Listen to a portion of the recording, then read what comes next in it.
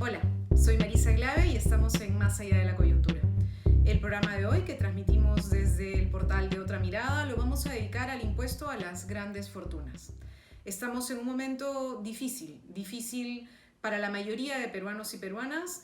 Por un lado, porque hay una gran probabilidad de contraer una enfermedad, hay un riesgo inmenso de contraer una enfermedad que puede terminar con la muerte de nosotros o de nuestros seres queridos, y eso genera un nivel de ansiedad y preocupación muy grande, pero hay otra gran preocupación de la mayoría de peruanos y tiene que ver con la situación económica por la que atraviesa nuestro país y por la que atraviesan nuestras familias. La última encuesta del IEP, del Instituto de Estudios Peruanos, arroja que el 80% de peruanos y peruanas creemos que va a haber un impacto muy duro sobre la economía nacional, y el 67% creemos que este impacto va a ser también sobre la economía de nuestros hogares. En el mes de abril también salió la encuesta de Ipsos y muestra que 13% perdió el trabajo. Estamos hablando de casi 52% de la población que no está teniendo ningún tipo de ingreso. Si le sumamos el 11%, que también la misma encuesta dice antes de la crisis no recibía, 6 de cada 10 peruanos no tiene ningún tipo de compensación económica o de recurso o de ingreso de liquidez en este momento. Frente a eso, el Estado peruano ha dicho que va a aplicar un conjunto de políticas sociales, bonos, bono de subsidio para la pobreza, bono para la agricultura, bono para quienes eventualmente caigan en esta suspensión perfecta de parte de las microempresas, y ha anunciado finalmente un bono universal familiar, porque en el cálculo del presidente y su gabinete, cerca del 75% de las familias no tendrían certeza de tener algún tipo de recursos. Es decir, 75% de las familias peruanas tiene problemas económicos en este momento. Pero ¿de dónde salen los recursos? ¿Cómo se paga la crisis? Porque las crisis se pagan.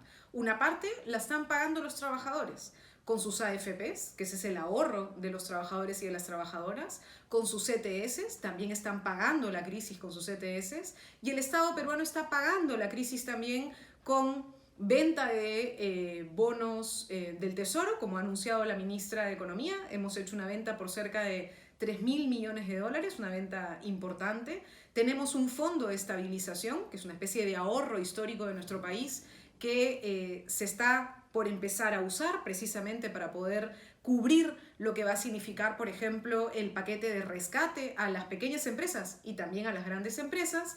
Y en este escenario, muchos comienzan a decir, bueno, que paguen los ricos.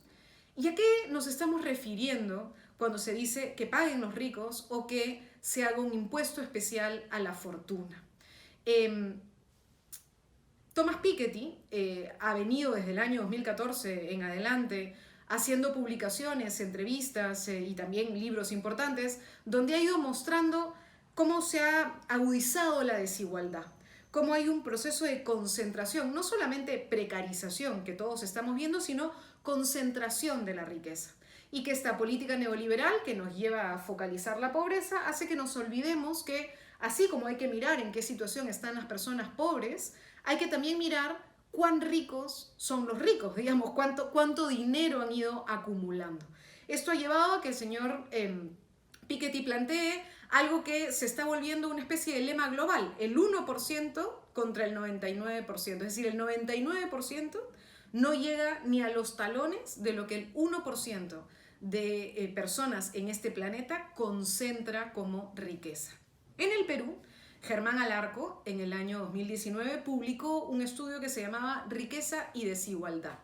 Este estudio, que ustedes van a ver la dirección electrónica en el post de esta publicación, se puede descargar de manera gratuita, es un intento de mirar, bueno, ¿y cómo es en el Perú?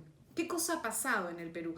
¿Cuánta acumulación de fortunas tenemos en el Perú y a qué se debe? Una de las primeras cosas que muestra Germán Alarco, que ustedes pueden ver en el cuadro que tienen atrás, es la participación del salario en el Producto Bruto. Nosotros tenemos un nivel de producción, ¿no es cierto? Y entonces hay que ver qué proporción es el salario, lo que tiene el trabajador. Si ustedes ven, la proporción del salario ha ido cayendo. Y en el cuadro que ven a continuación, pasa la inversa con el excedente bruto de explotación. En simple o en cotidiano, lo que solemos llamar la ganancia.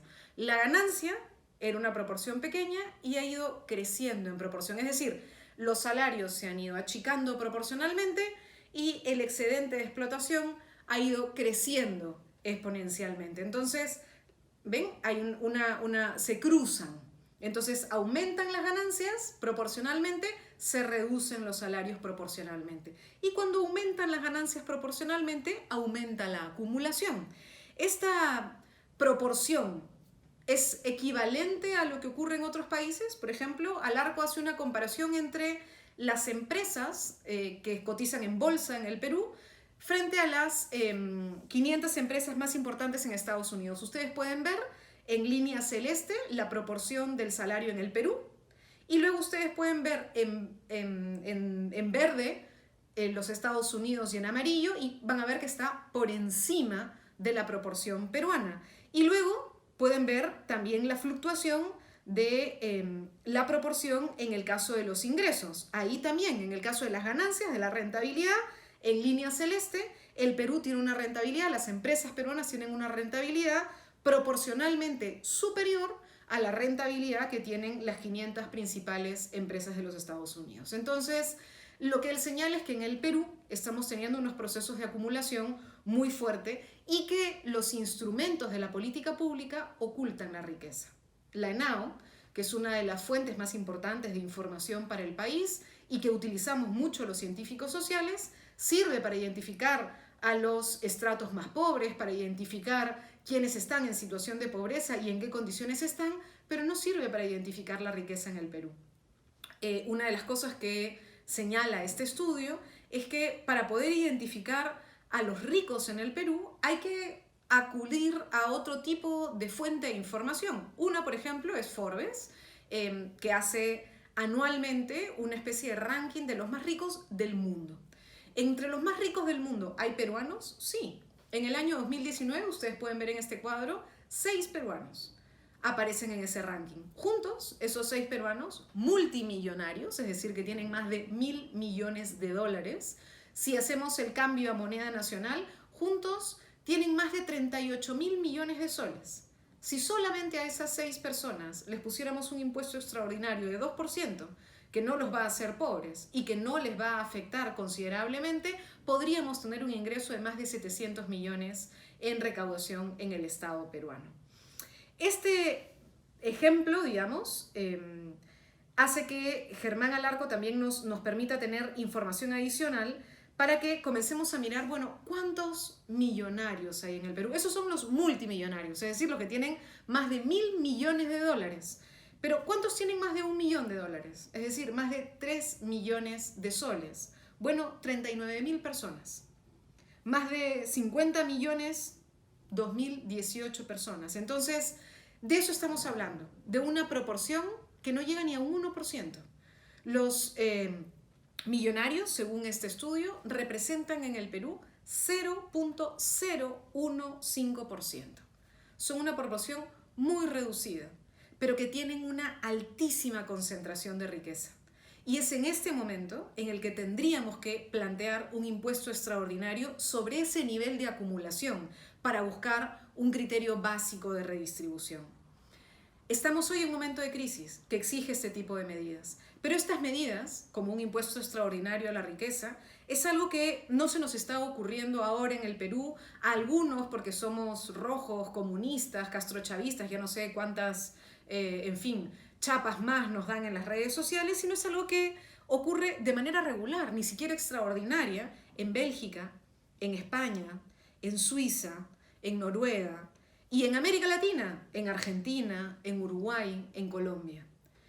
Necesitamos pensar, además de este impuesto extraordinario, que ojalá el Estado peruano concentre en este sector, que es menos del 1%, pero que concentra más del 3% del PBI, concentra muchísimo de la riqueza nacional en ese sector, concentrar un impuesto extraordinario, pero además tenemos que dar pasos ya de manera firme a una reforma tributaria en el país. Nuestra presión tributaria está abajo del 15%. El promedio de América Latina es 22%. El promedio de la OCDE es 34%.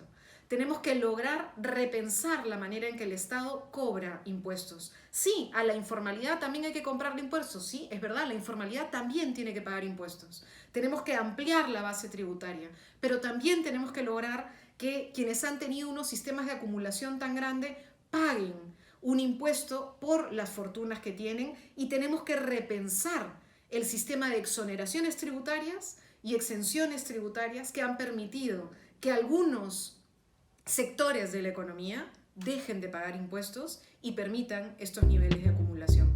Ojalá cuando termine esta pandemia, cuando logremos salir de la situación extraordinaria en la que estamos, no volvamos a la normalidad, no volvamos a lo mismo de siempre. Ojalá que en realidad cuando acabe este tiempo abramos paso a un cambio que nos permita repensar, entre otras cosas, nuestro sistema tributario y nos atrevamos a esta máxima de justicia fiscal. Gracias.